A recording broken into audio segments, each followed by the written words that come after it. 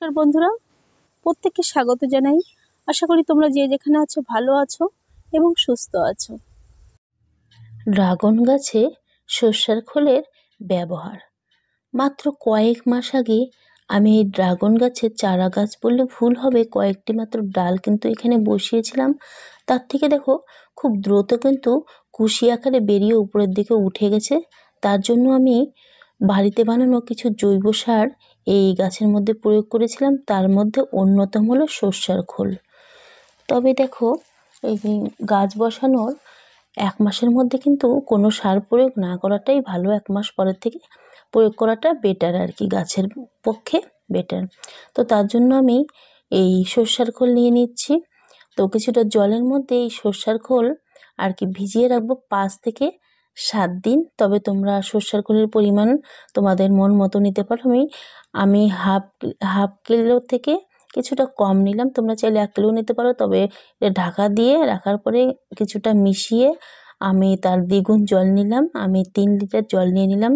জলের সঙ্গে ভালো মতো মিশিয়ে নেব এই তরল জৈব সারটা। তোমরা দেখতেই পাচ্ছ, চাইলে কিন্তু তোমরা 1 কিলো আর কি সর্ষের খোলের সাথে 5 লিটারের বেশিও জল মেশাতে পারো, তাতে কোনো ক্ষতি নেই জল বেশি দিলেও। তো আমি খুব সুন্দর করে এরকম ড্রাগন ফ্রুটে গাছের মধ্যে প্রয়োগ করছি।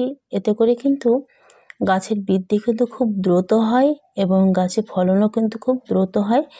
তো তার সঙ্গে তোমরা দেখতে পাচ্ছ আমি বিভিন্ন রকমের ফুল গাছে কিন্তু এই তরল জৈব সারটি ব্যবহার করে থাকি। চাইলে তোমরাও এই সর্ষের পচা খোল আর কি ভেজানো তরল জৈব সারটি এই ফুল গাছে, বিভিন্ন রকমের ফুল গাছে তোমরা ব্যবহার করতেই পারো এবং সবজি।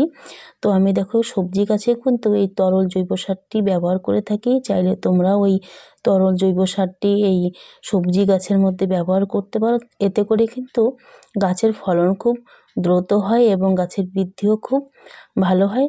কিন্তু মাসের মধ্যে অন্তত 3 থেকে 4 বার এই সারটি তোমরা ব্যবহার করতে পারো। এর থেকে বেশি ব্যবহার করতে হলে আর কি গাছের ক্ষতিও হতে পারে। তবে 3 থেকে 4 বার ব্যবহার করাটাই বেটার। দেখো আমি বিভিন্ন রকমের সবজি গাছের মধ্যে কিন্তু এই সারটি ব্যবহার করে থাকি। চাইলে তোমরাও ব্যবহার করতে পারো এবং ফল গাছেও কিন্তু অনায়াসেই ব্যবহার করতেই পারো তোমরা। এখানেই শেষ করছি। আশা করি তোমরা প্রত্যেকে ভালো থাকবে এবং সুস্থ থাকবে।